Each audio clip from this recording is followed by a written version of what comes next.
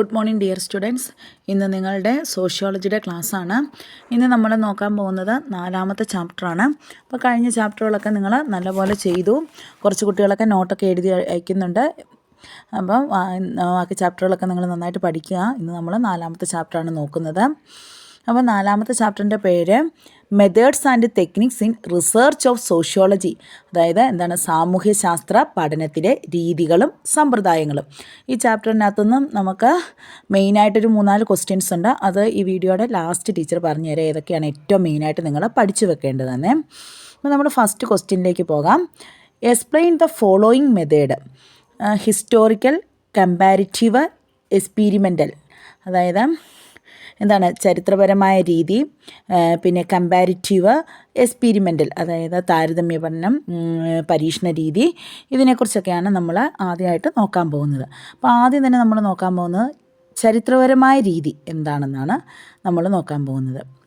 അപ്പോൾ ചരിത്രപരമായ രീതിയിൽ എങ്ങനെയാണ് റിസർച്ചും കാര്യങ്ങളും ഒക്കെ നടത്തുന്നത് എന്നതിനെക്കുറിച്ചാണ് ആദ്യത്തെ മെത്തേഡ്.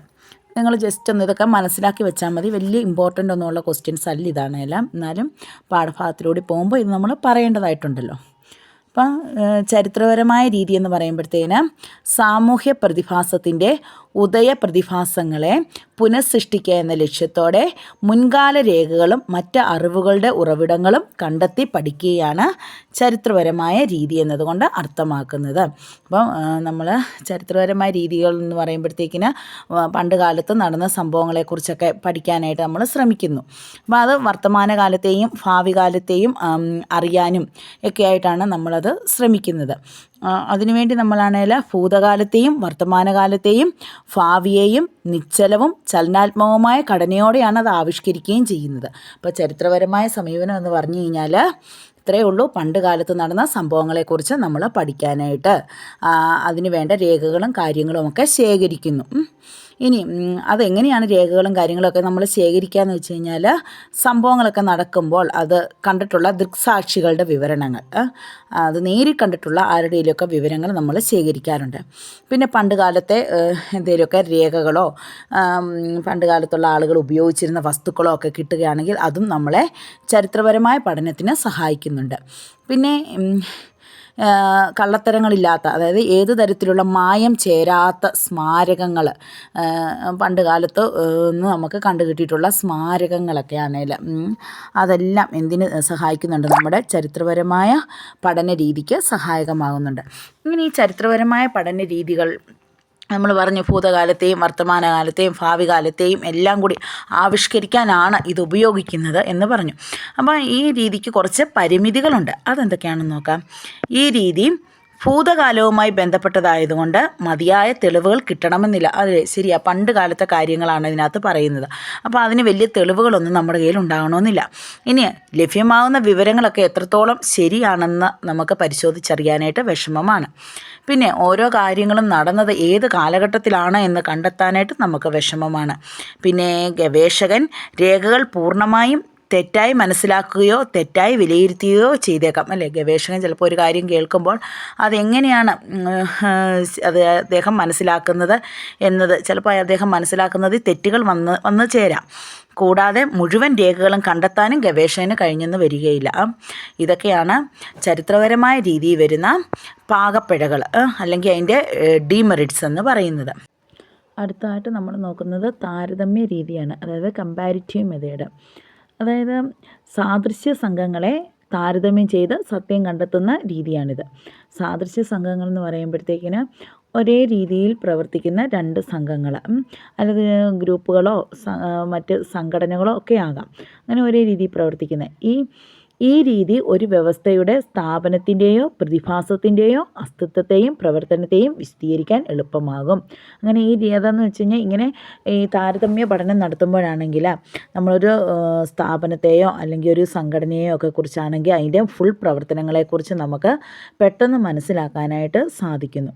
പഠനവിധേയമാകുന്ന ഗ്രൂപ്പുകളുടെ സ്വഭാവ വിശേഷങ്ങളും സാദൃശ്യങ്ങളും താരതമ്യം ചെയ്ത് പഠിക്കാനായിട്ടാണ് ഈ പദ്ധതി ഉപയോഗിക്കുന്നത്. അപ്പം പഠനവിധേയമാകുന്ന ഗ്രൂപ്പുകളെക്കുറിച്ചൊക്കെ നമുക്ക് നല്ലതുപോലെ താരതമ്യം ചെയ്ത് പഠിക്കാനായിട്ട് സാധിക്കുന്നു. അതിനാൽ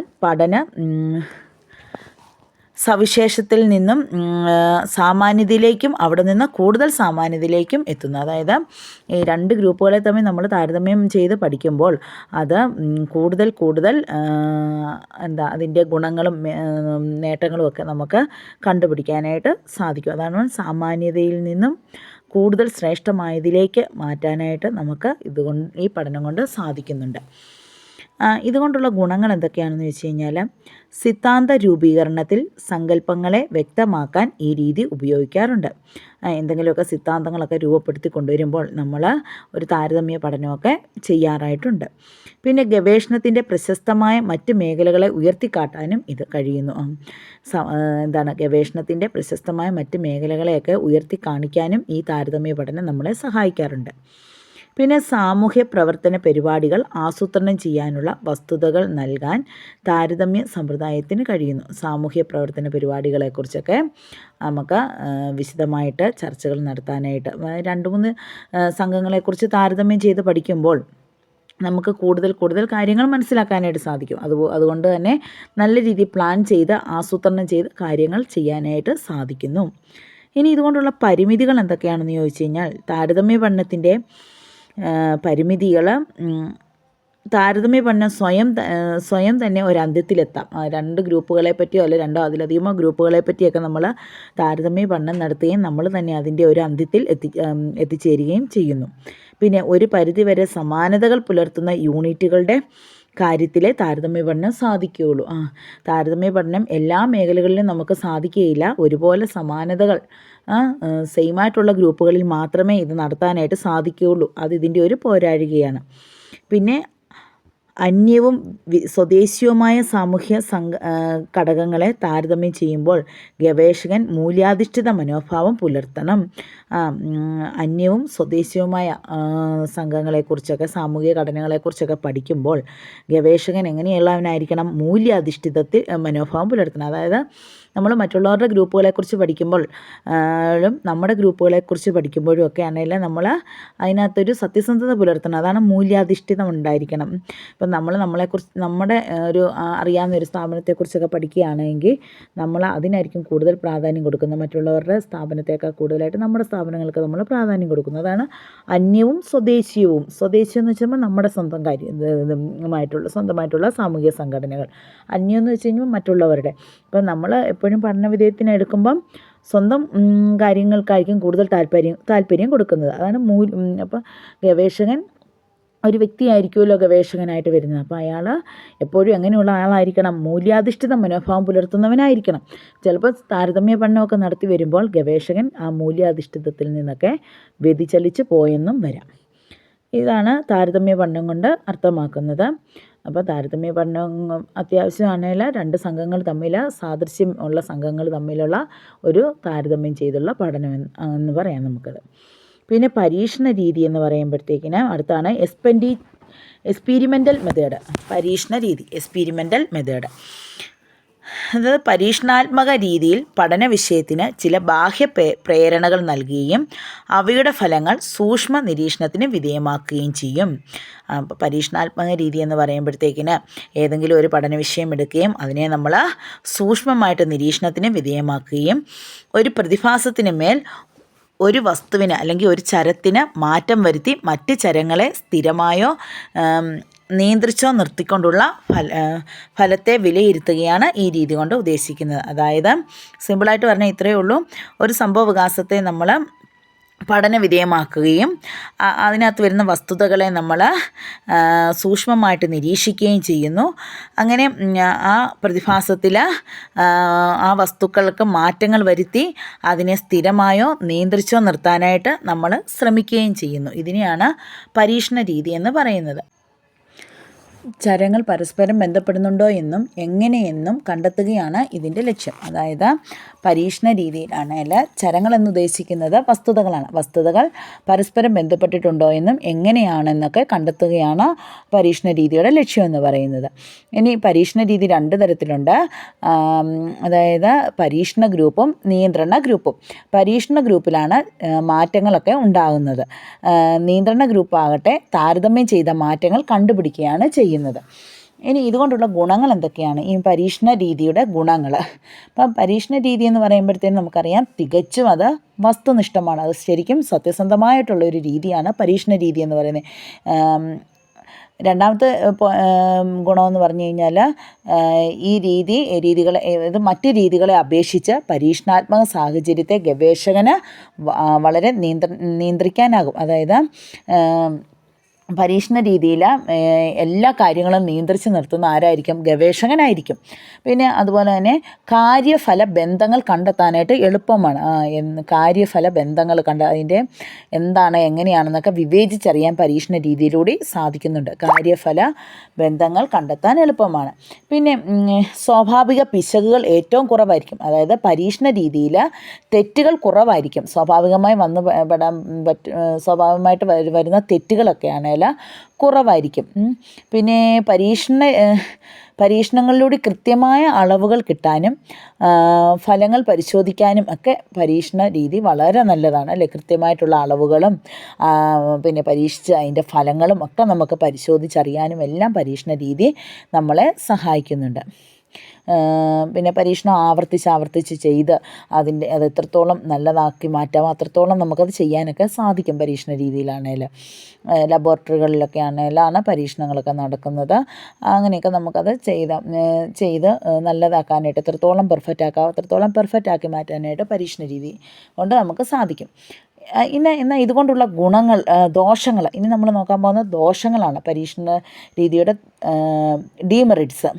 അതായത് മനുഷ്യരെയും മനുഷ്യ സ്വഭാവത്തെയും നമുക്ക് പരീക്ഷിച്ച് പഠിക്കുക എന്ന് പറയുന്നത് വളരെ വിഷമമുള്ള കാര്യമാണ് അല്ലേ. മനുഷ്യൻ്റെ സ്വഭാവ രീതി ഇതുവരെ ആർക്കും തന്നെ പിടികിട്ടിട്ടില്ലാത്ത ഒന്നാണ്. എന്താണ് മനസ്സ് അല്ലേ, മനുഷ്യൻ്റെ മനസ്സിനെയൊക്കെ വായിച്ചെടുക്കുക എന്ന് പറയുന്നത് ഭയങ്കര ബുദ്ധിമുട്ടുള്ള കാര്യമാണ്. അടുത്ത നിമിഷം എന്താണ് സംഭവിക്കുന്നതെന്ന് പോലും മനുഷ്യരെക്കുറിച്ച് നമുക്ക് പ്രവചിക്കാനായിട്ട് സാധിക്കുകയില്ല. അതുകൊണ്ട് തന്നെ പരീക്ഷണ രീതി വളരെ വിഷമകരമാണ്. മനുഷ്യരെക്കുറിച്ചാണ് സാമൂഹ്യശാസ്ത്രത്തിൽ നമ്മൾ കൂടുതലായിട്ട് പഠിക്കുന്നത്. അപ്പോൾ അത് മനുഷ്യരെ പരീക്ഷിച്ച് നോക്കുക എന്ന് പറയുന്നത് ബുദ്ധിമുട്ടുള്ള കാര്യമാണ്. പിന്നെ പരീക്ഷണങ്ങൾ നടത്തുക പലപ്പോഴും ബുദ്ധിമുട്ടാണ് മനുഷ്യരുടെ കാര്യത്തിൽ. പിന്നെ അതിന് കൂടുതൽ സമയവും ചെലവും ഏറിയൊരു പ്രക്രിയയാണിത്. പിന്നെ ഭൂതകാലത്തെയോ ഭാവി കാലത്തെയോ അല്ല നമ്മളാണെങ്കിൽ പരീക്ഷണത്തിനായിട്ട് ഇവിടെ ഉപയോഗിക്കുന്നത്, വർത്തമാനകാലത്തെയാണ്. അതുകൊണ്ട് തന്നെ അത് വളരെ പ്രയാസമുള്ള കാര്യമാണ്. പിന്നെ വ്യക്തികളുടെ അഭിപ്രായങ്ങളോ മനോഭാവങ്ങളോ പ്രേരണകളോ ഒക്കെ കണ്ടെത്താനായിട്ട് നമുക്ക് ഈ പരീക്ഷണ രീതിയിലൂടെ സാധിക്കുകയില്ല അല്ലെ. വ്യക്തികളുടെ അഭിപ്രായങ്ങളോ മനോഭാവങ്ങളോ പ്രേരണകളോ ഒന്നും കണ്ടെത്താനായിട്ട് നമുക്ക് പരീക്ഷണ രീതിയിലൂടെ സാധിക്കുന്നില്ല. പിന്നെ പരീക്ഷകനെ പ്രീതിപ്പെടുത്തുന്ന രീതിയിൽ വിഷയങ്ങൾ പെരുമാറുകയും അത് പരീക്ഷണത്തിന് കൃത്രിമ സ്വഭാവം നൽകുകയും ചെയ്യാനിടയുണ്ട്. അതായത് പരീക്ഷകന് സത്യസന്ധമായിട്ട് കാര്യങ്ങളൊന്നും നടത്താനായിട്ട് ചിലപ്പോൾ സാധിച്ചെന്ന് വരികയില്ല. അതിനകത്ത് കൃത്രിമ സ്വഭാവങ്ങളൊക്കെ നൽകേണ്ടതായിട്ട് വരും. ഇതൊക്കെയാണ് പരീക്ഷണ രീതിയുടെ ദോഷങ്ങളെന്ന് പറയുന്നത്. ഇനി നമ്മൾ നോക്കുന്നത് name 5 techniques of data collection explain. ഇത് വളരെ ഇമ്പോർട്ടൻ്റ് ആയിട്ടുള്ള ക്വസ്റ്റ്യനാണ്. ഇതുവരെ പറഞ്ഞ കാര്യങ്ങളൊക്കെ നിങ്ങളൊന്ന് മനസ്സിലാക്കി വെച്ചാൽ മാത്രം മതി. ഇനിയും പറയുന്ന കാര്യങ്ങളാണ് വളരെയധികം ഇമ്പോർട്ടൻ്റ്. ഇതെല്ലാ പരീക്ഷകൾക്കും ചോദിക്കുന്നതാണ്. അപ്പോൾ എൻ്റെ കുഞ്ഞുങ്ങളെല്ലാവരും നല്ലതുപോലെ ഇരുന്ന് അത് പഠിക്കണം. Name 5 techniques of data collection, അതായത് വിവരങ്ങൾ ശേഖരിക്കാനുള്ള 5 മാർഗ്ഗങ്ങൾ. ഇത് നല്ലപോലെ പഠിക്കണം. അപ്പം ശരിക്കും പറഞ്ഞാൽ ഈ ഡേറ്റകൾ കളക്ട് ചെയ്യുന്നത് 2 രീതിയിലാണ്. ഡേറ്റകൾ കളക്ട് ചെയ്യാൻ വേണ്ടി നമ്മൾ 2 രീതികൾ ഉപയോഗിക്കാറുണ്ട്. അതായത് പ്രൈമറി ഡേറ്റ എന്നും സെക്കൻഡറി ഡേറ്റ എന്നും പറയുന്നത്. അപ്പോൾ ഡേറ്റകൾ കളക്ട് ചെയ്യാനായിട്ട് 2 മാർഗ്ഗങ്ങളാണുള്ളത്, പ്രൈമറി ഡേറ്റയും സെക്കൻഡറി ഡേറ്റയും. പ്രൈമറി ഡേറ്റ എന്ന് പറയുന്നത് പുതിയതായി ശേഖരിച്ച വിവരങ്ങളാണ്.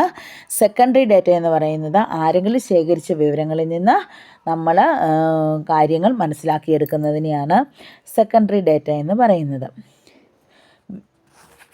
ഇനി നമ്മൾ നോക്കാൻ പോകുന്നത് വിവരശേഖരണത്തിനുള്ള പ്രധാനപ്പെട്ട രീതികൾ ഏതൊക്കെയാണ്. വിവരങ്ങൾ ഇങ്ങനെ ശേഖരിച്ച് വെക്കുന്നതിന് പ്രധാനമായിട്ടും 5 രീതികളാണുള്ളത്. അതെന്തൊക്കെയാണെന്നാണ് നമ്മൾ നോക്കുന്നത്. ഇപ്പം 2 തരം ഡേറ്റകളുണ്ടെന്ന് പറഞ്ഞു. അത് പ്രൈമറി ഡേറ്റയും സെക്കൻഡറി ഡേറ്റയുമാണ്. അത് മറന്നു പോകരുത്. ഇനി വിവരങ്ങൾ ശേഖരിക്കാനായിട്ട് നമ്മൾ പ്രധാനമായിട്ടും 5 മാർഗ്ഗങ്ങളാണ് ഉപയോഗിക്കുന്നത്. അത് ഏതൊക്കെയാണെന്ന് ഇനി നമുക്ക് നോക്കാം.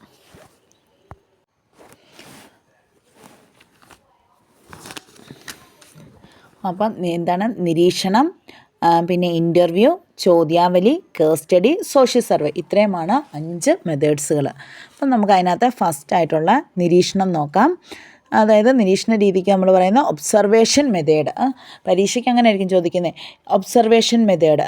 അപ്പോൾ എന്താണ് ഒബ്സർവേഷൻ മെത്തേഡ് എന്നാണ് നമ്മൾ ആദ്യം നോക്കാൻ പോകുന്നത്. നിരീക്ഷണ രീതി നമുക്കറിയാം. നിരീക്ഷിക്കുക എന്ന് പറഞ്ഞാൽ നിങ്ങൾക്കറിയാമല്ലോ, ഒരു സംഭവത്തെ നമ്മൾ ഉറ്റുനോക്കുന്നു, അങ്ങ് വളരെയധികം കൃത്യതയോടുകൂടി നോക്കി കണ്ടിട്ട് വിവരങ്ങൾ ശേഖരിക്കുന്നു. അതിനെയാണ് നിരീക്ഷണ രീതി എന്ന് പറയുന്നത്. അപ്പം ഒരു സംഭവത്തെ ഉറ്റുനോക്കുകയും അതിനെക്കുറിച്ച് സാക്ഷ്യപ്പെടുത്തുകയും ചെയ്യുന്ന കൃത്യമായ പ്രക്രിയയാണ് നിരീക്ഷണം എന്ന് പറയുന്നത്.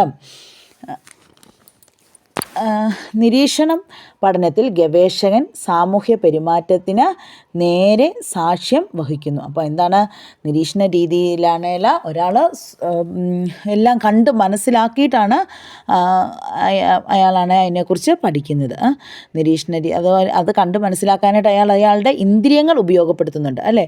ഇന്ദ്രിയങ്ങൾ എന്ന് പറയുമ്പോഴത്തേന് കണ്ണ്, മൂക്ക്, ചെവി, ത്വക്ക്, ഇതെല്ലാമാണ് ഇന്ദ്രിയങ്ങൾ. 5 ഇന്ദ്രിയങ്ങൾ, പഞ്ചേന്ദ്രിയങ്ങൾ, അല്ലേ? പഞ്ചേന്ദ്രിയങ്ങൾ വഴിയാണ് ഈ നിരീക്ഷണം നടത്തുന്നത്. മനുഷ്യൻ അവൻ്റെ പഞ്ചേന്ദ്രിയങ്ങൾ വഴി നിരീക്ഷണങ്ങൾ നടത്തുന്നു. അപ്പം നേരിട്ട് കണ്ട് അറിഞ്ഞ് കാര്യങ്ങൾ അവലംബിക്കുക, നേരിട്ട് കണ്ട് അറിഞ്ഞ് കാര്യങ്ങൾ ക്രമപ്പെടുത്തുന്നതിനെയാണ് നമ്മൾ നിരീക്ഷണ രീതി എന്ന് പറയുന്നത്.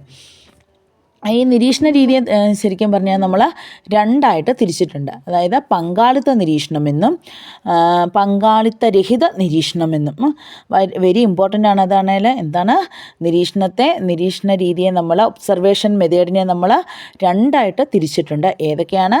പങ്കാളിത്ത നിരീക്ഷണവും പങ്കാളിത്തരഹിത നിരീക്ഷണവും. ഈ പങ്കാളിത്ത നിരീക്ഷണത്തെ നമ്മൾ പാർട്ടിസിപ്പൻ്റ് ഒബ്സർവേഷൻ എന്നാണ് അറിയപ്പെടുന്നത്. അപ്പം ഇത് പരീക്ഷയ്ക്ക് ചോദിച്ച് കണ്ടിട്ടുണ്ട്. എന്താണ് പാർട്ടിസിപ്പൻ്റ് ഒബ്സർവേഷൻ? അപ്പം പാർട്ടിസിപ്പൻ്റ് ഒബ്സർവേഷൻ എന്ന് പറഞ്ഞു കഴിഞ്ഞാൽ എന്താണ്?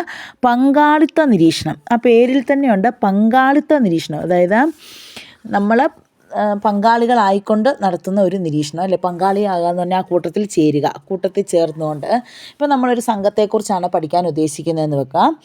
നമ്മൾ എന്ത് ചെയ്യും? ആ സംഘത്തോടൊപ്പം കൂടിച്ചേരും. അവരറിയാതെ ആ സംഘത്തോട് കൂടെ ചേർന്ന് ആ സംഘക്കാരുടെ ആചാരങ്ങളും അവരുടെ അനുഷ്ഠാനങ്ങളും അവരുടെ ഭക്ഷണ രീതികളുമൊക്കെ നമ്മളാണെങ്കിൽ പിന്തുടരും. അവരിലൊരാളെപ്പോലെ നമ്മൾ അവരുടെ കൂടെ ജീവിക്കുന്നു. ഇപ്പോൾ ഒരു ഗ്രാമത്തിലെ കുറച്ച് ഉദാഹരണത്തിന് ഒരു ഗ്രാമത്തിലെ കുറച്ച് ഗോത്രവർഗ്ഗക്കാരെക്കുറിച്ചൊക്കെ പഠിക്കാൻ വേണ്ടി നമ്മൾ പോകാമെന്ന് വെച്ചു. അപ്പോൾ നമ്മൾ എന്ത് ചെയ്യുന്നു? നമ്മളും അവരുടെ വേഷവിധാനങ്ങൾ ധരിച്ച് അവരുടെ ആഹാര രീതികളൊക്കെ ചെയ്ത് അവരുടെ കസ്റ്റംസൊക്കെ അവരുടെ ആചാരങ്ങളൊക്കെ പഠിച്ചുകൊണ്ട് ആ ഗോത്രത്തോടൊപ്പം തന്നെ നമ്മളങ്ങ് കൂടിച്ചേരുകയാണ് ചെയ്യുന്നത്. അപ്പോൾ അവർക്ക് യാതൊരു സംശയവും തോന്നുന്നില്ല നമ്മൾ അവരെക്കുറിച്ച് പഠിക്കാൻ വന്നതാണെന്നോ അവരെക്കുറിച്ച് റിസർച്ച് ചെയ്യുക അല്ലെങ്കിൽ ഗവേഷണം ചെയ്യുകയാണെന്നോ ഒന്നുമുള്ള കാര്യം അവർക്കും അവരറിയുന്നേ ഇല്ല. നമ്മൾ ദൈനംദിനം അവരോടൊപ്പം ചേർന്ന് അവരുടെ കാര്യങ്ങളൊക്കെ സൂക്ഷ്മമായിട്ട് നിരീക്ഷിച്ച് വിവരങ്ങൾ ശേഖരിക്കുന്നു. ഇതിനെയാണ് നമ്മൾ ശരിക്കും പറഞ്ഞാൽ എന്താ പറയുന്നത്? പങ്കാളിത്ത നിരീക്ഷണം എന്ന് പറയുന്നത്. ക്ലിയർ ആയോ നിങ്ങൾക്ക്? അപ്പോൾ പങ്കാളിത്ത നിരീക്ഷണം എന്ന് പറഞ്ഞു കഴിഞ്ഞാൽ ശരിക്കും പറഞ്ഞാൽ പങ്കാളിത്ത നിരീക്ഷണ രീതിയിൽ ഗവേഷകൻ പഠനവിധേയമാകുന്ന സംഘത്തിലോ സമുദായത്തിലോ ജീവിച്ച് അവരുടെ പ്രവർത്തനങ്ങൾ നേരിട്ട് പങ്കെടുക്കുന്നു. ഒരു ഗവേഷകൻ അവരുമായിട്ട് നേരിട്ട് പങ്കെടുത്ത അവരിൽ നിന്ന് അവരുടെ വിവരങ്ങളൊക്കെ അവർ പോലും അറിയാതെ ചോർത്തിയെടുക്കുന്ന രീതിയാണ് ശരിക്കും പറഞ്ഞാൽ പങ്കാളിത്ത നിരീക്ഷണം. ഇതുകൊണ്ടുള്ള ഗുണങ്ങളെന്ന് വെച്ച് കഴിഞ്ഞാൽ എന്താണ്? സംഘത്തിൻ്റെ സ്വാഭാവിക പെരുമാറ്റം രേഖപ്പെടുത്താൻ ഗവേഷകന് കഴിയുന്നു. അപ്പോൾ ആ സംഘത്തിൻ്റെ കൂടെ ചേർന്നുകൊണ്ട് ജീവിക്കുന്നത് കൊണ്ട് ആ സംഘത്തെക്കുറിച്ച് ശരിക്കും പഠിച്ചെടുക്കാനായിട്ട് ഗവേഷകന് കഴിയുന്നു. പിന്നെ സംഘത്തിൽപ്പെടാത്ത ഒരാൾക്ക് അറിയാൻ കഴിയാത്ത കാര്യങ്ങൾ പോലും ശേഖരിക്കാനായിട്ട് ഇയാൾക്ക് സാധിക്കുന്നു. ഗവേഷകൻ ഒരു സംഘത്തെക്കുറിച്ച് പഠിക്കാൻ വേണ്ടി വരുമ്പോൾ ആ സംഘത്തിൽ ചേർന്ന് അവരോടൊപ്പം പോകുമ്പോഴാണ് കൂടുതൽ കാര്യങ്ങൾ നമുക്ക് മനസ്സിലാക്കാൻ സാധിക്കുന്നത്. അപ്പം സംഘത്തിൽപ്പെടാത്ത ഒരാൾക്ക് ശേഖരിക്കാൻ കഴിയാത്ത വിവരങ്ങളെക്കാൾ കൂടുതൽ ശേഖരിച്ചെടുക്കുക. അപ്പോൾ കൂടുതൽ വിവരങ്ങൾ ശേഖരിക്കാനായിട്ട് നമുക്ക് പങ്കാളിത്ത നിരീക്ഷണം സഹായകമാകുന്നു. പിന്നെ ചോദ്യാവലിയുടെ അടിസ്ഥാനത്തിൽ മറ്റോ ശേഖരിച്ചിട്ടുള്ള വിവരങ്ങൾ ശരിയാണോ എന്ന് നേരിട്ട് കണ്ടറിയാനായിട്ട് നമുക്ക് സാധിക്കുന്നു. ഇനി ചോദ്യാവലിയിലൂടെ എങ്ങാനും വിവരങ്ങളൊക്കെ ശേഖരിച്ച് വെച്ചിട്ടുണ്ടെങ്കിൽ അതൊക്കെ ശരിയാണോ ഇല്ലയോ എന്നും കൂടെ അറിയാനായിട്ട് നമുക്ക് ഈ നേരിട്ട് അവരോടൊപ്പം താമസിക്കുന്നത് വഴി മനസ്സിലാക്കാനായിട്ട് സാധിക്കുന്നു. അപ്പോൾ ഇത്രയുമാണ് പങ്കാളിത്ത നിരീക്ഷണത്തിൻ്റെ ഗുണങ്ങളെന്ന് പറയുന്നത്. അപ്പം പരീക്ഷയ്ക്ക് ചോദിക്കാറുണ്ട്, എന്താണ് പാർട്ടിസിപ്പൻ്റ് ഒബ്സർവേഷൻ? പാർട്ടിസിപ്പൻ്റ് ഒബ്സർവേഷൻ്റെ മെറിറ്റ്സ് എന്തൊക്കെയാണ്, ഗുണങ്ങൾ എന്തൊക്കെയാണ്? അപ്പോൾ ഇത് നല്ലപോലെ പഠിക്കുക കേട്ടോ. അടുത്ത ഇനി ഇതിൻ്റെ ദോഷങ്ങളാണ് നോക്കാനായിട്ടുള്ളത്. പങ്കാളിത്ത നിരീക്ഷണ രീതിയിൽ ഗവേഷകൻ സംഘാംഗമായി മാറുമ്പോൾ നിരീക്ഷണത്തെ വൈകാരിത്വം സ്വാധീനിക്കും. വസ്തുനിഷ്ഠമല്ലാതായി മാറുകയും ചെയ്യുന്നു. തന്മൂലം എന്താണ് വസ്തുനിഷ്ഠമല്ലാതായി മാറുകയും ചെയ്യുന്നു. അതായത് എന്താണ് അതുകൊണ്ട് ഉദ്ദേശിക്കുന്നതെന്ന് ചോദിച്ചാൽ, ഈ പങ്കാളിത്ത നിരീക്ഷണത്തിൻ്റെ ഒന്നാമത്തെ ദോഷം നമുക്കിങ്ങനെ പറയാം. ദോഷങ്ങൾ അല്ലെങ്കിൽ ഡീമെറിറ്റ്സ് എന്ന് പറയുന്നത് ഇതാണ്. ഈ ഗവേഷകൻ അംഗങ്ങളുടെ കൂടെ തന്നെയാണല്ലോ താമസിക്കുന്നത്. അപ്പോൾ അങ്ങനെ വരുമ്പോഴത്തേക്കിന് അവർ സംഘത്തിൽ ഒരാളെ പോലെ ആയി അവരുടെ കൂടെ കുറേ നാൾ താമസിച്ച് കഴിയുമ്പോൾ അവരോടൊരു ഇഷ്ടമൊക്കെ തോന്നും. ഏതെങ്കിലും ഒരു സംഘത്തെക്കുറിച്ചാണ് നമ്മൾ പഠിക്കാൻ പോകുന്നതെന്ന് വെക്കുക. ഇപ്പം ഗവേഷകൻ ഒരു സംഘത്തെക്കുറിച്ച് പഠിക്കാൻ പോകുന്നു. അപ്പോൾ ആ സംഘത്തിൻ്റെ കൂടെ താമസിക്കുന്നു. കുറേ കാലം ആ സംഘത്തിനോട് താമസിച്ച് കഴിയുമ്പോഴത്തേന് ആ സംഘത്തിലുള്ള ആളുകളുമായിട്ട് ഒരു പ്രത്യേക ഒരു ഇഷ്ടമൊക്കെ തോന്നുന്നു. അപ്പോൾ തന്നെ എന്താണ് അവരോടുള്ള ഇഷ്ടം തോന്നുമ്പോൾ അവരെക്കുറിച്ച് നല്ലത് മാത്രമേ നമ്മൾ എഴുതത്തുള്ളൂ, അല്ലേ? അവരുടെ ചീത്ത കാര്യങ്ങളൊന്നും നമ്മൾ എഴുതത്തില്ല. അതാണ് ഇവിടെ പറഞ്ഞ അവരോടൊരു വൈകാരിത്വം ഉണ്ടാകുന്നു. ഗവേഷകന് സംഘത്തിൽ തന്നെ താമസിക്കുമ്പോൾ അവരുമായിട്ട് വൈകാരിത്വം ഉണ്ടാകുന്നു. അങ്ങനെ കാര്യങ്ങളൊക്കെ വസ്തുനിഷ്ഠമായിട്ട് എഴുതാനായിട്ട് പറ്റുന്നില്ല. അതായത് സത്യസന്ധമായിട്ട് കാര്യങ്ങൾ എഴുതാനായിട്ട് ഗവേഷകന് സാധിക്കുന്നില്ല. ക്ലിയർ ആയല്ലോ? ഇനി അടുത്ത അതിൻ്റെ ദോഷമെന്ന് വെച്ച് കഴിഞ്ഞാൽ ഗവേഷകൻ്റെ അനുഭവ സമ്പത്ത് പരിമിതപ്പെടും. ഗവേഷകന് അവരുടെ കൂടെ താമസിക്കുന്നത് കൊണ്ട് തന്നെ കൂടുതൽ അനുഭവ സമ്പത്തൊന്നും ഉണ്ടാകണമെന്നില്ല. പിന്നെ സംഘാംഗമായിരിക്കെ അനുഭവങ്ങൾ തത്സമയം രേഖപ്പെടുത്താനാവുന്നില്ല. മൂന്നാമത്തെ ഒരു ദോഷമെന്ന് പറഞ്ഞു കഴിഞ്ഞാൽ ഈ സംഘാംഗൻ എപ്പോഴും ഈ ഗവേഷകൻ എന്താ ചെയ്യുന്നത്, സംഘത്തിൻ്റെ കൂടെയാണ് നടക്കുന്നത്. അപ്പോൾ സംഘത്തിൻ്റെ കൂടെ നടക്കുന്നതുകൊണ്ട് കാര്യങ്ങളൊക്കെ പെട്ടെന്ന് മനസ്സിലാക്കാനൊക്കെ സാധിക്കും. പക്ഷെ അത് അന്നേരം തന്നെ ഒന്നും രേഖപ്പെടുത്തി വെക്കാനായിട്ട് അയാൾക്ക് സാധിച്ചെന്ന് വരികയില്ല.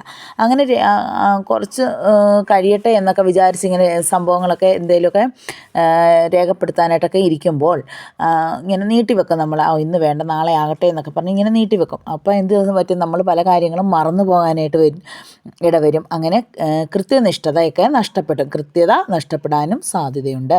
അപ്പം ഗവേഷകൻ അവരുടെ കൂടെ തന്നെ താമസിക്കുന്നത് കൊണ്ട് അപ്പോൾ കിട്ടുന്ന വിവരങ്ങൾ അന്നേരം എഴുതി വെക്കാനോ രേഖപ്പെടുത്താനോ ഒന്നും സാധിക്കാതെ വരുന്നു. അങ്ങനെ വരുമ്പോൾ തന്നെ കാര്യങ്ങളുടെ കൃത്യത നഷ്ടപ്പെടുന്നു. ഇതൊക്കെയാണ് പങ്കാളിത്ത നിരീക്ഷണത്തിൻ്റെ ദോഷങ്ങളെന്ന് പറയുന്നത്. അപ്പോൾ നിങ്ങൾക്ക് ക്ലിയറായി കാണും പങ്കാളിത്ത നിരീക്ഷണത്തിൻ്റെ ദോഷങ്ങൾ എന്താണെന്ന്. ഇനി നമ്മൾ നോക്കാൻ പോകുന്നത് നോൺ പാർട്ടിസിപ്പൻ്റ് ഒബ്സർവേഷനാണ്. പങ്കാളിത്ത രഹിത നിരീക്ഷണം. അതായത് പങ്കാളിത്ത രഹിത നിരീക്ഷണം എന്ന് പറഞ്ഞാൽ പഠനവിധേയമാകുന്ന സംഘത്തിൻ്റെ പ്രവർത്തനങ്ങളിൽ നേരിട്ട് പങ്കെടുക്കാതെ അകലെ നിന്ന് അവരെ നോക്കിക്കാണുന്നതാണ്. മറ്റേ പങ്കാളിത്ത നിരീക്ഷണത്തിൻ്റെ നേരെ ഓപ്പോസിറ്റ്, അല്ലേ? എന്താണ്, പഠനവിധേയമാകുന്ന സംഘത്തിൻ്റെ പ്രവർത്തനങ്ങളിൽ നമ്മൾ നേരിട്ട് പങ്കെടുക്കുന്നില്ല, പക്ഷേ അകലെ നിന്ന് ഇതെല്ലാം ഇവരെ നിരീക്ഷിച്ചു കൊണ്ടേയിരിക്കും. നമ്മൾ ഒരു സംഘത്തെക്കുറിച്ച് പഠിക്കാൻ വേണ്ടി പോകുമ്പോൾ അവരുമായിട്ട് നമുക്ക് യാതൊരുവിധ ടച്ചും ഇല്ല, അവരറിയുന്ന പോലും ഇല്ലാതെ അവരെ പുറകിന് നടന്ന് നിരീക്ഷിക്കുന്നു. ഇതിനെയാണ് പങ്കാളിത്തരഹിത നിരീക്ഷണം എന്ന് പറയുന്നത്.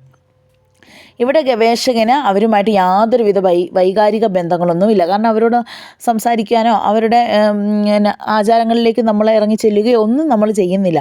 അതുകൊണ്ട് തന്നെ ഗവേഷകൻ ഇവരുമായിട്ട് യാതൊരുവിധ വൈകാരിക ബന്ധങ്ങളും ഉണ്ടാകില്ല. ഗവേഷകൻ്റെ മുന്നിൽ അപ്പോൾ നടക്കുന്ന സംഗതികൾ അന്നേരം തന്നെ ഗവേഷകനെ നിരീക്ഷിച്ച് എഴുതി വെക്കാനും സാധിക്കുന്നു. ഇനി ഇതുകൊണ്ടുള്ള ഗുണങ്ങൾ എന്തൊക്കെയാണെന്ന് നോക്കിക്കേ. നിരീക്ഷണം കൂടുതൽ വസ്തുനിഷ്ഠമായിരിക്കും. ഇങ്ങനെ വരുമ്പോൾ എന്താണ്, പങ്കാളിത്തരഹിത നിരീക്ഷണത്തിനകത്ത് സത്യസന്ധമായിട്ട് കാര്യങ്ങൾ കാണാനായിട്ട് സാധിക്കുന്നു. പിന്നെ ഗവേഷകൻ ഇവിടെ വൈകാരികമായിട്ടുള്ള അടുപ്പമില്ല. ഗവേഷകൻ ആരോടും ഒരു സ്നേഹബന്ധവും ഇവിടെ ഉണ്ടാകുന്നില്ല. പിന്നെ ഒരന്യൻ എന്ന നിലയ്ക്ക് ആളുകളോട് കൂടുതൽ സ്വതന്ത്രമായി പെരുമാറാനായിട്ട് സാധിക്കുന്നു. കൂടുതൽ വിവരങ്ങളൊക്കെ അപ്പോൾ തന്നെ രേഖപ്പെടുത്തി വെക്കാനും സാധിക്കുന്നു. ഇനി നമ്മൾ നോക്കുന്നത് പങ്കാളിത്തരഹിത നിരീക്ഷണത്തിൻ്റെ ദോഷങ്ങളാണ്. പങ്കാളിത്തമില്ലാത്ത നിരീക്ഷണം മിക്കവാറും ഔപചാരികമായ സന്ദർഭങ്ങളിലായിരിക്കും. സാമൂഹ്യ ജീവിതത്തിൻ്റെ പല വശങ്ങളും അപ്പോൾ നിരീക്ഷിക്കാനാവില്ല. ഇതുകൊണ്ടുള്ള ദോഷമെന്ന് പറഞ്ഞു കഴിഞ്ഞാൽ നമുക്ക് പല സാമൂഹ്യ ജീവിതത്തിൻ്റെ പല വശങ്ങളുമുണ്ട്, അല്ലേ? ആ വശങ്ങളൊന്നും നിരീക്ഷിക്കാനായിട്ട് സാധിച്ചെന്ന് വരില്ല. കാരണം ഇവരുടെ കൂടെ താമസിക്കാത്തത് കൊണ്ട് തന്നെ ഇവരെ അടുത്തറിയാനായിട്ടൊന്നും നമുക്ക് സാധിച്ചെന്ന് വരികയില്ല. പലപ്പോഴും നിരീക്ഷിക്കപ്പെടുന്നവൻ്റെ പെരുമാറ്റം മനസ്സിലാക്കാൻ ഗവേഷകന് കഴിഞ്ഞെന്ന് വരികയില്ല. ഇനി ഒരു പെടാനായിട്ട് വിധിക്കപ്പെട്ടിട്ടുള്ള ആ സമൂഹത്തെക്കുറിച്ച് ശരിക്കും ഒന്ന് അടുത്തറിഞ്ഞ് മനസ്സിലാക്കാനൊന്നും നമുക്ക് സാധിച്ചെന്ന് വരികയില്ല. അതുകൊണ്ട് തന്നെ ഗവേഷകൻ കണ്ടുപിടിക്കുന്ന പല കാര്യങ്ങളും ചിലപ്പോൾ തെറ്റിപ്പോകാനായിട്ട് സാധ്യതകളുണ്ട്. പങ്കാളിത്ത നിരീക്ഷണ രീതിയിൽ ഗവേഷകൻ സംഘാംഗമായി മാറുമ്പോൾ നിരീക്ഷണത്തെ വൈകാരിത്വം സ്വാധീനിക്കും, വസ്തുനിഷ്ഠമല്ലാതായി മാറുകയും ചെയ്യുന്നു. തന്മൂലം എന്താണ് വസ്തുനിഷ്ഠമല്ലാതായി മാറുകയും ചെയ്യുന്നു. അതായത് എന്താണ് അതുകൊണ്ട് ഉദ്ദേശിക്കുന്നതെന്ന് ചോദിച്ചാൽ, ഈ പങ്കാളിത്ത നിരീക്ഷണത്തിൻ്റെ ഒന്നാമത്തെ ദോഷം നമുക്കിങ്ങനെ പറയാം. ദോഷങ്ങൾ അല്ലെങ്കിൽ ഡീമെറിറ്റ്സ് എന്ന് പറയുന്നത് ഇതാണ്. ഈ ഗവേഷകൻ അംഗങ്ങളുടെ കൂടെ തന്നെയാണല്ലോ താമസിക്കുന്നത്. അപ്പോൾ അങ്ങനെ വരുമ്പോഴത്തേക്കിന് അവർ സംഘത്തിൽ ഒരാളെ പോലെ ആയി അവരുടെ കൂടെ കുറേ നാൾ താമസിച്ച് കഴിയുമ്പോൾ അവരോടൊരു ഇഷ്ടമൊക്കെ തോന്നും. ഏതെങ്കിലും ഒരു സംഘത്തെക്കുറിച്ചാണ് നമ്മൾ പഠിക്കാൻ പോകുന്നതെന്ന് വയ്ക്കുക. ഇപ്പം ഗവേഷകൻ ഒരു സംഘത്തെക്കുറിച്ച് പഠിക്കാൻ പോകുന്നു. അപ്പോൾ ആ സംഘത്തിൻ്റെ കൂടെ താമസിക്കുന്നു. കുറേ കാലം ആ സംഘത്തിനോട് താമസിച്ച് കഴിയുമ്പോഴത്തേന് ആ സംഘത്തിലുള്ള ആളുകളുമായിട്ട് ഒരു പ്രത്യേക ഒരു ഇഷ്ടമൊക്കെ തോന്നുന്നു. അപ്പോൾ തന്നെ എന്താണ് അവരോടുള്ള ഇഷ്ടം തോന്നുമ്പോൾ അവരെക്കുറിച്ച് നല്ലത് മാത്രമേ നമ്മൾ എഴുതത്തുള്ളൂ, അല്ലേ? അവരുടെ ചീത്ത കാര്യങ്ങളൊന്നും നമ്മൾ എഴുതത്തില്ല. അതാണ് ഇവിടെ പറഞ്ഞ അവരോടൊരു വൈകാരിത്വം ഉണ്ടാകുന്നു. ഗവേഷകന് സംഘത്തിൽ തന്നെ താമസിക്കുമ്പോൾ അവരുമായിട്ട് വൈകാരിത്വം ഉണ്ടാകുന്നു. അങ്ങനെ കാര്യങ്ങളൊക്കെ വസ്തുനിഷ്ഠമായിട്ട് എഴുതാനായിട്ട് പറ്റുന്നില്ല. അതായത് സത്യസന്ധമായിട്ട് കാര്യങ്ങൾ എഴുതാനായിട്ട് ഗവേഷകന് സാധിക്കുന്നില്ല. ക്ലിയർ ആയല്ലോ? ഇനി അടുത്ത അതിൻ്റെ ദോഷമെന്ന് വെച്ച് കഴിഞ്ഞാൽ ഗവേഷകൻ്റെ അനുഭവ സമ്പത്ത് പരിമിതപ്പെടും. ഗവേഷകന് അവരുടെ കൂടെ താമസിക്കുന്നത് കൊണ്ട് തന്നെ കൂടുതൽ അനുഭവ സമ്പത്തൊന്നും ഉണ്ടാകണമെന്നില്ല. പിന്നെ സംഘാംഗമായിരിക്കെ അനുഭവങ്ങൾ തത്സമയം രേഖപ്പെടുത്താനാവുന്നില്ല.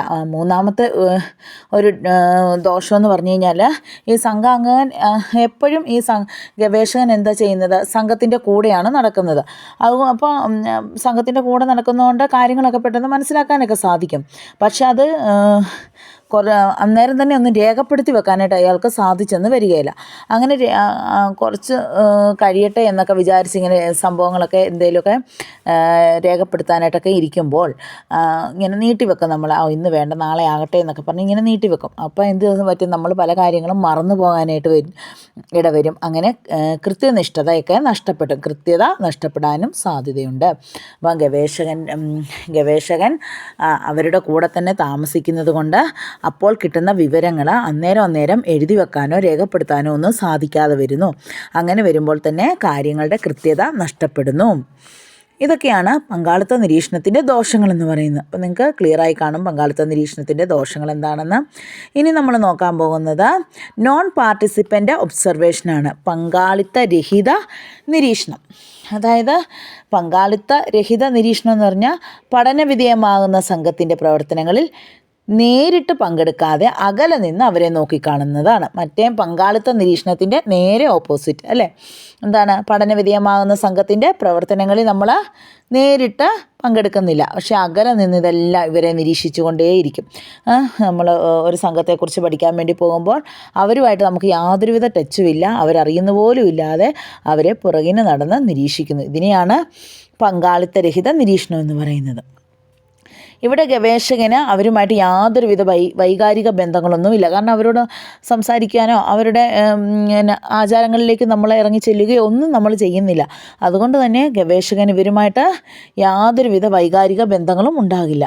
ഗവേഷകൻ്റെ മുന്നിൽ അപ്പോൾ നടക്കുന്ന സംഗതികൾ അന്നേരം തന്നെ ഗവേഷകനെ നിരീക്ഷിച്ച് എഴുതി വെക്കാനും സാധിക്കുന്നു. ഇനി ഇതുകൊണ്ടുള്ള ഗുണങ്ങൾ എന്തൊക്കെയാണെന്ന് നോക്കിക്കേ. നിരീക്ഷണം കൂടുതൽ വസ്തുനിഷ്ഠമായിരിക്കും. ഇങ്ങനെ വരുമ്പോൾ എന്താണ്, പങ്കാളിത്തരഹിത നിരീക്ഷണത്തിനകത്ത് സത്യസന്ധമായിട്ട് കാര്യങ്ങൾ കാണാനായിട്ട് സാധിക്കുന്നു. പിന്നെ ഗവേഷകൻ ഇവിടെ വൈകാരികമായിട്ടുള്ള അടുപ്പമില്ല. ഗവേഷകൻ ആരോടും ഒരു സ്നേഹബന്ധവും ഇവിടെ ഉണ്ടാകുന്നില്ല. പിന്നെ ഒരന്യൻ എന്ന നിലയ്ക്ക് ആളുകളോട് കൂടുതൽ സ്വതന്ത്രമായി പെരുമാറാനായിട്ട് സാധിക്കുന്നു. കൂടുതൽ വിവരങ്ങളൊക്കെ അപ്പോൾ തന്നെ രേഖപ്പെടുത്തി വെക്കാനും സാധിക്കുന്നു. ഇനി നമ്മൾ നോക്കുന്നത് പങ്കാളിത്തരഹിത നിരീക്ഷണത്തിൻ്റെ ദോഷങ്ങളാണ്. പങ്കാളിത്തമില്ലാത്ത നിരീക്ഷണം മിക്കവാറും ഔപചാരികമായ സന്ദർഭങ്ങളിലായിരിക്കും. സാമൂഹ്യ ജീവിതത്തിൻ്റെ പല വശങ്ങളും അപ്പോൾ നിരീക്ഷിക്കാനാവില്ല. ഇതുകൊണ്ടുള്ള ദോഷമെന്ന് പറഞ്ഞു കഴിഞ്ഞാൽ നമുക്ക് പല സാമൂഹ്യ ജീവിതത്തിൻ്റെ പല വശങ്ങളുമുണ്ട് അല്ലേ, ആ വശങ്ങളൊന്നും നിരീക്ഷിക്കാനായിട്ട് സാധിച്ചെന്ന് വരില്ല. കാരണം ഇവരുടെ കൂടെ താമസിക്കാത്തത് കൊണ്ട് തന്നെ ഇവരെ അടുത്തറിയാനായിട്ടൊന്നും നമുക്ക് സാധിച്ചെന്ന് വരികയില്ല. പലപ്പോഴും നിരീക്ഷിക്കപ്പെടുന്നവൻ്റെ പെരുമാറ്റം മനസ്സിലാക്കാൻ ഗവേഷകന് കഴിഞ്ഞെന്ന് വരികയില്ല. ഇനി ഒരു പെടാനായിട്ട് വിധിക്കപ്പെട്ടിട്ടുള്ള ആ സമൂഹത്തെക്കുറിച്ച് ശരിക്കും ഒന്ന് അടുത്തറിഞ്ഞ് മനസ്സിലാക്കാനൊന്നും നമുക്ക് സാധിച്ചെന്ന് വരികയില്ല. അതുകൊണ്ട് തന്നെ ഗവേഷകൻ കണ്ടുപിടിക്കുന്ന പല കാര്യങ്ങളും ചിലപ്പോൾ തെറ്റിപ്പോകാനായിട്ട് സാധ്യതകളുണ്ട്. വിവരങ്ങൾ ശേഖരിക്കുന്നതിൽ ആദ്യത്തെ മെത്തേഡായിരുന്നു നിരീക്ഷണ രീതി. അതിനകത്ത് നമുക്ക് പ്രധാനമായിട്ടും പങ്കാളിത്ത നിരീക്ഷണവും പങ്കാളിത്തരഹിത നിരീക്ഷണവും അതിൻ്റെ ഗുണങ്ങളും ദോഷങ്ങളും ഒക്കെയാണ് പഠിക്കാനുള്ളത്. ഇനി അടുത്ത രീതി എന്ന് പറയുന്നത് വിവരങ്ങൾ ശേഖരിക്കാനുള്ള രണ്ടാമത്തെ മെത്തേഡ് ഇൻ്റർവ്യൂ ആണ്. അപ്പോൾ ഇൻ്റർവ്യൂ എന്നാണെന്ന് നിങ്ങൾക്കറിയാം അല്ലേ, കൂടിക്കാഴ്ച അല്ലെ അഭിമുഖം എന്നൊക്കെയാണ് ഇൻ്റർവ്യൂവിന് പറയപ്പെടുന്നത്. അപ്പോൾ എന്താണ്, സാമൂഹ്യശാസ്ത്രത്തിൽ സ്ഥിതി വിവരങ്ങൾ ശേഖരിക്കുന്നതിന് വ്യാപകമായി ഉപയോഗിക്കുന്ന രീതിയാണ് അഭിമുഖം. അപ്പോൾ നമ്മുടെ സാമൂഹ്യശാസ്ത്രത്തിൽ ഏറ്റവും പ്രയോജനപ്പെട്ട ഒരു ഗവേഷണ രീതിയാണ് ശരിക്കും ഈ അഭിമുഖം എന്ന് പറയുന്നത്, അല്ലെങ്കിൽ ഇൻ്റർവ്യൂ എന്ന് പറയുന്നത്. നേരിട്ട് കണ്ട് വാമൊഴിയിലൂടെ സ്ഥിതി വിവരങ്ങൾ ശേഖരിക്കുന്ന രീതിയാണിത്. അപ്പോൾ നേരിട്ട് നമുക്ക് എന്നാണ് ഇൻ്റർവ്യൂ നടത്തുമ്പോൾ എങ്ങനെയാണ്, നേരിട്ട് ഉദ്യോഗാർത്ഥികളെ കണ്ടുകൊണ്ട് അവരുമായിട്ട് വിവരങ്ങൾ ശേഖരിക്കുന്ന ഒരു രീതിയാണിതാണേൽ. ഒരു വ്യക്തിയുടെ കാഴ്ചപ്പാടുകൾ, വിശ്വാസങ്ങൾ, മാനസികാവസ്ഥ, പ്രേരകങ്ങൾ, ഭാവി പദ്ധതികൾ, പെരുമാറ്റ രീതി തുടങ്ങിയ വിവരങ്ങൾ ശേഖരിക്കുന്നതിന് തികച്ചും ഫലപ്രദമായ രീതിയാണ് ഈ കൂടിക്കാഴ്ച എന്ന് പറയുന്നത്. അപ്പോൾ ഇൻ്റർവ്യൂ നടത്തുമ്പോൾ രണ്ട് വ്യക്തികൾ എങ്ങനെയാണ് ഇൻ്റർവ്യൂ നടത്തുമ്പോൾ ആ ഉദ്യോഗാർത്ഥിയും ഇൻ്റർവ്യൂ നടത്തുന്ന ആളും തമ്മിലുള്ള ഒരു അഭിമുഖമാണ് അവിടെ നടക്കുന്നത്. അപ്പോൾ അയാളുമായിട്ട് എന്തൊക്കെ കാര്യങ്ങൾ ചോദിച്ച് മനസ്സിലാക്കാനായിട്ട് സാധിക്കുമോ അത് മൊത്തം നമ്മൾ ആ ഇൻ്റർവ്യൂ നടത്തുന്ന ആൾ മറ്റാളുമായിട്ട് ചോദിച്ച് മനസ്സിലാക്കി എടുക്കുന്നു. ആ വ്യക്തിയോട് എല്ലാ കാര്യങ്ങളും ചോദിച്ച് മനസ്സിലാക്കുന്നു. അതിനെയാണ് നമ്മൾ കൂടിക്കാഴ്ച എന്ന് പറയുന്നത്. ഒരു വ്യക്തി മറ്റൊരു വ്യക്തിയോട് പ്രത്യക്ഷമായോ പരോക്ഷമായോ ചോദ്യങ്ങളൊക്കെ ചോദിച്ചെന്ന് വരാം. ശരിക്കും പറഞ്ഞാൽ ഇൻ്റർവ്യൂ എന്ന് പറയുമ്പോൾ അത് രണ്ട് തരത്തിൽ നടത്താറുണ്ട്. ചിട്ടപ്പെടുത്തിയ ഇൻ്റർവ്യൂവുമുണ്ട്, ചിട്ടപ്പെടുത്താത്ത ഇൻ്റർവ്യൂവുമുണ്ട്. അപ്പോൾ ചിട്ടപ്പെടുത്തിയ ഇൻ്റർവ്യൂ എന്ന് വെച്ചാൽ സ്ട്രക്ചേർഡ് ഇൻ്റർവ്യൂ, ചിട്ടപ്പെടുത്തിയ ഇൻ്റർവ്യൂ അതായത് ചോദ്യങ്ങളും ചോദ്യം ചോദിക്കാൻ ഉപയോഗിക്കുന്ന പദങ്ങളും ചോദ്യങ്ങളുടെ ക്രമവും എല്ലാം സന്ദർഭങ്ങളിലും ഒന്ന് തന്നെയായിരിക്കും. അപ്പം ചിട്ടപ്പെടുത്തിയ ഇൻ്റർവ്യൂവിനകത്ത് എല്ലാ കാര്യങ്ങളും നേരത്തെ തന്നെ എഴുതി ചിട്ടപ്പെടുത്തി വെച്ചിട്ടുണ്ടായിരിക്കും. എപ്പോഴും അതിനൊരു മാറ്റം സംഭവിക്കുന്നില്ല. ഉദ്യോഗാർത്ഥിയെ കാണുമ്പോൾ അയാളിലേക്ക് ഈ ചോദ്യങ്ങൾ അങ്ങ് കൊടുക്കുകയാണ് ചെയ്യുന്നത് ചിട്ടപ്പെടുത്തിയതിനകത്ത്. കാരണം എല്ലാം തന്നെ നേരത്തെ തന്നെ എഴുതി തയ്യാറാക്കി വെച്ചിട്ടുണ്ട്. ആയതിനാൽ ചിട്ടപ്പെടുത്തിയ അഭിമുഖം സംഭാഷണങ്ങൾ സ്ഥിതിവിവരങ്ങൾ ശേഖരിക്കുന്നതിന് ഏറ്റവും വിശ്വസനീയമായ മാർഗമായി കണക്കാക്കപ്പെടുന്നു. അപ്പോൾ എല്ലാ വിവരങ്ങളും ഏറ്റവും വിശ്വസനീയമായ രീതിയിൽ നമുക്ക് രേഖപ്പെടുത്താനായിട്ട് സാധിക്കുന്നു. കാരണം എല്ലാ കൃത്യത്തോടു കൂടി നേരത്തെ തന്നെ തയ്യാറാക്കി വെച്ചിട്ടുണ്ട് ചോദ്യങ്ങളൊക്കെ. അതിനുള്ള ആൻസറുകൾ കിട്ടിയാൽ മതി നമുക്കാണെങ്കിൽ. അപ്പോൾ അതാണ് ചിട്ടപ്പെടുത്തി. എല്ലാം നേരത്തെ തന്നെ ചോദ്യങ്ങൾ ചോദിക്കാനുള്ള കാര്യങ്ങളും എല്ലാം ഉപയോഗിക്കുന്ന പദങ്ങളും എല്ലാം ക്രമപ്പെടുത്തി വെച്ചിട്ടുണ്ട്. അതിനെയാണ് നമ്മൾ ചിട്ടപ്പെടുത്തിയ ഇൻ്റർവ്യൂ എന്നതുകൊണ്ട് ഉദ്ദേശിക്കുന്നത്. അടുത്തത് ചിട്ടപ്പെടുത്താത്ത ഇൻ്റർവ്യൂ ആണ്, അൺസ്ട്രക്ചേർഡ് ഇൻ്റർവ്യൂ എന്ന് പറഞ്ഞാൽ എന്താണ്, നേരത്തെ മുൻകൂട്ടിയൊന്നും ചോദ്യങ്ങളോ കാര്യങ്ങളോ ഒന്നും ഗവേഷകൻ ചെയ്തു വെക്കുന്നില്ല. ഒരാളെ കാണുമ്പോൾ, അഭിമുഖത്തിനായിട്ട് വരുന്ന ആളെ കാണുമ്പോൾ അയാളോട് അന്നേരം തന്നെ ചോദ്യങ്ങൾ ചോദിക്കുന്നു. അതായത് ഗവേഷകന് സ്വന്തം ഇഷ്ടം പോലെ ചോദ്യങ്ങൾ തയ്യാറാക്കാം, മുൻകൂട്ടി ചോദ്യങ്ങളൊന്നും നിശ്ചയിക്കുന്നില്ല. അതായത് ചിട്ടപ്പെടുത്താത്ത അഭിമുഖം അനൗപചാരിക സംഭാഷണം പോലെയാണ്. എന്ത് വേണമെങ്കിലും ചോദിക്കാം. അനൗപചാരികം, വലിയ ഫോമലായിട്ടുള്ള ചോദ്യങ്ങളൊന്നും ആയിരിക്കത്തില്ല. വളരെ സിമ്പിളായിട്ടുള്ള അന്നേരം കാണുമ്പോൾ ചോദ്യങ്ങളൊക്കെയാണ് ഈ ചിട്ടപ്പെടുത്താത്ത ഇൻ്റർവ്യൂവിനകത്ത് വരുന്നത്. ഇനി അടുത്തത് വിവരങ്ങൾ ശേഖരിക്കുന്നതിനകത്ത് മൂന്നാമത്തെ രീതിയാണ് ചോദ്യാവലി. അതായത് ഉത്തരം പറയേണ്ട വ്യക്തിയോട് പ്രതികരണത്തിനായി ചോദിക്കുന്ന ചോദ്യ പട്ടികയാണ് ചോദ്യാവലി എന്ന് പറയുന്നത്. താരതമ്യേന കൂടുതൽ ജനസംഖ്യ ഉള്ളിടത്താണ് ഇങ്ങനെ ക്വസ്റ്റ്യനെയർ കൊടുക്കുന്നത്, അതായത് ചോദ്യാവലികൾ കൊടുക്കുന്നത്. ഇതിനകത്ത് കുറേയധികം ചോദ്യങ്ങൾ എഴുതിയിട്ട് അവരുടെ അഭിപ്രായങ്ങൾ ആരായാൻ വേണ്ടിയാണ് ഇങ്ങനെ നമ്മൾ ചെയ്യുന്നത്. ഒരു പേപ്പറിനകത്ത് കുറേയധികം ക്വസ്റ്റ്യൻസ് കൊടുക്കുകയും അതിനകത്ത് അവർ യെസ് ഓർ നോ ക്വസ്റ്റ്യൻസ് ആയിരിക്കും. അതിനകത്തുനിന്ന് വിവരങ്ങളൊക്കെ ശേഖരിച്ചെടുക്കാനായിട്ട് നമുക്ക് സാധിക്കുന്നു. അതായത് താരതമ്യേന കൂടുതൽ ജനങ്ങളോട് ചോദിച്ച് വിവരമായ തോതിൽ സ്ഥിതിവിവരങ്ങൾ ശേഖരിക്കുമ്പോൾ ഗവേഷകന് ആശ്രയിക്കാവുന്ന ചിലവ് കുറഞ്ഞതും എളുപ്പവും ഫലപ്രദവുമായ മാർഗ്ഗമാണ് ചോദ്യാവലി. അപ്പം ചോദ്യാവലിയുടെ ഗുണങ്ങൾ എന്തൊക്കെയാണ്? ചിലവ് കുറവായിരിക്കും, ഇത് എളുപ്പം ചെയ്യാൻ പറ്റുന്നു, പിന്നെയാണെങ്കിൽ നമുക്ക് സമയവും കുറവ് മതിയായിരിക്കും. ഇതൊക്കെയാണ് ചോദ്യാവലി കൊണ്ടുള്ള ഗുണങ്ങൾ. ചോദ്യാവലി ഉപയോഗിച്ച് വിവരശേഖരണം നടത്തുന്നത് പ്രചാരമേറിയ ഒരു രീതി കൂടിയാണ്. ഇത് വളരെ പണ്ട് കാലം തൊട്ടേ ചെയ്തു വരുന്ന ഒരു രീതിയാണ്. ചോദ്യാവലി ഇനി പറയുന്ന വിധത്തിലായിരിക്കണം. അതായത് ചോദ്യാവലിക്ക് കുറച്ച് പ്രത്യേകതകളും കൂടെയുണ്ട്. അതെന്തൊക്കെയാണെന്ന് നോക്കാം. ഒന്നാമതായി ചോദ്യങ്ങൾ തുറന്നതായിരിക്കണം. ചോദ്യാവലിയുടെ ഏറ്റവും പ്രധാനപ്പെട്ട പ്രത്യേകത എന്ന് പറയുന്നത് എന്താണ്? ചോദ്യങ്ങൾ തുറന്നതായിരിക്കണം.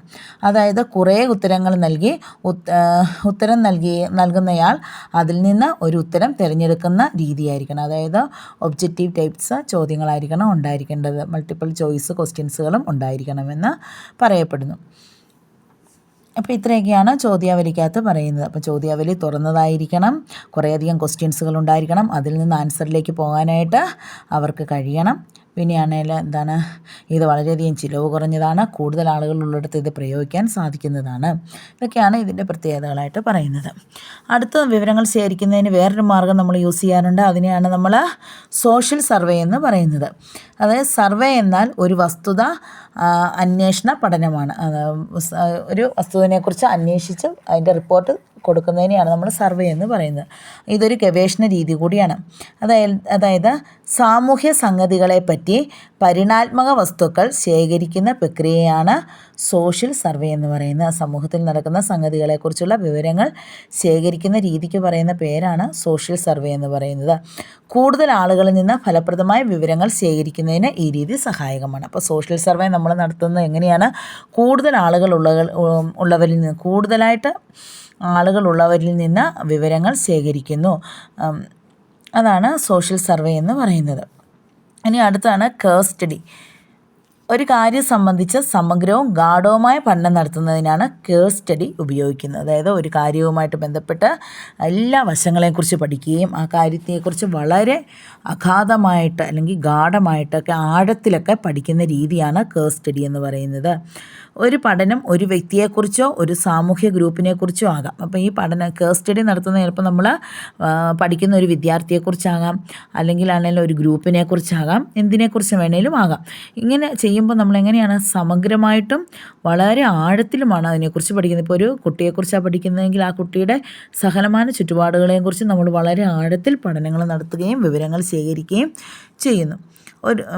ഒരു സംഭവത്തെപ്പറ്റി, ഒരു സ്ഥിതിവിശേഷത്തെപ്പറ്റി, ഒരു പരിപാടിയെപ്പറ്റി, ഒരു സമൂഹത്തെപ്പറ്റി, ഒരു സ്ഥാപനത്തെപ്പറ്റി, അങ്ങനെ ഏതൊരു സാമൂഹ്യ യൂണിറ്റിനെ പറ്റിയും നമുക്ക് പഠിക്കാനായിട്ട് നമ്മൾ നടത്തുന്ന ഒരു സർവേയാണ് കേസ് സ്റ്റഡി എന്ന് പറയുന്നത്. അപ്പോൾ ഇത്രയൊക്കെയാണ് വിവരങ്ങൾ ശേഖരിക്കാനുള്ള 5 രീതികളായിട്ട് നമ്മൾ പറയുന്നത്. ഫസ്റ്റ് വൺ നമ്മൾ പറഞ്ഞത് നിരീക്ഷണ രീതിയാണ്. സെക്കൻഡ് നമ്മൾ പറഞ്ഞത് ഇൻ്റർവ്യൂ ആണ്. തേർഡ് വൺ ചോദ്യാവലി. Fourth one social survey. ഏറ്റവും ലാസ്റ്റ് കേസ് സ്റ്റഡി. ഇത്രയും കാര്യങ്ങൾ വളരെ ഇമ്പോർട്ടൻ്റ് ആയിട്ട് നിങ്ങൾ പഠിച്ചു വെക്കേണ്ടതാണ്. ഇനി ഇവിടുന്ന് ചോദിക്കുന്ന ക്വസ്റ്റ്യൻസ് എന്ന് പറഞ്ഞു കഴിഞ്ഞാൽ what are the 2 main types of observation. അങ്ങനെ ഒരു ക്വസ്റ്റ്യൻ കണ്ടാൽ നിങ്ങൾ എന്താണ് എഴുതേണ്ടത്? What are the 2 main types of observation. പ്രധാനപ്പെട്ട 2 നിരീക്ഷണ രീതികൾ ഏതെല്ലാമാണ്?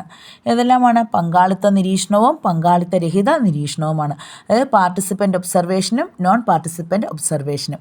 ഇനി അടുത്തൊരു ക്വസ്റ്റ്യനാണ് what are the 2 types of interview. അങ്ങനെ ഒരു ക്വസ്റ്റ്യൻ വരുമ്പോൾ what are the 2 types of interview ഏതൊക്കെയാണ്? 2 തരത്തിലുള്ള ഇൻ്റർവ്യൂകൾ ഏതൊക്കെയാണ്? അതായത് ചിട്ടപ്പെടുത്തിയ ഇൻ്റർവ്യൂവും ചിട്ടപ്പെടുത്താത്ത ഇൻ്റർവ്യൂ, structured interview and unstructured interview. ഇതൊക്കെയാണ് ഈ പാഠത്തിൽ നിന്ന് മെയിനായിട്ട് ചോദിക്കുന്ന ക്വസ്റ്റ്യൻസ്. അപ്പം നിങ്ങൾ നന്നായിട്ട് പഠിക്കുക. അപ്പം ടീച്ചറെ നോട്ടൊക്കെ ഗ്രൂപ്പിലിട്ടേക്കാം. അപ്പം മെയിനായിട്ട് എഴുതേണ്ട നോട്ടുകൾ മാത്രം ഇടാം. നിങ്ങൾ ഏറ്റവും മെയിനായിട്ട് പഠിക്കേണ്ട നോട്ടുകളാണ് ടീച്ചർ ഗ്രൂപ്പിലേക്ക് ഇടാൻ പോകുന്നത്. അത് മാത്രം എഴുതി എനിക്ക് അയച്ചു തന്നാൽ മതി. അതായത് മെയിനായിട്ട് പഠിക്കാമെന്ന് വെച്ചാൽ പങ്കാളിത്ത നിരീക്ഷണം, ഇൻ്റർവ്യൂ, പിന്നെയാണെങ്കിൽ ചോദ്യാവലി, ഇങ്ങനെയുള്ള ക്വസ്റ്റ്യൻസ് ഇതൊക്കെയാണ് മെയിനായിട്ട് പഠിക്കേണ്ടത്. അത് എഴുതി അറിയിക്കുകയും ചെയ്യുക.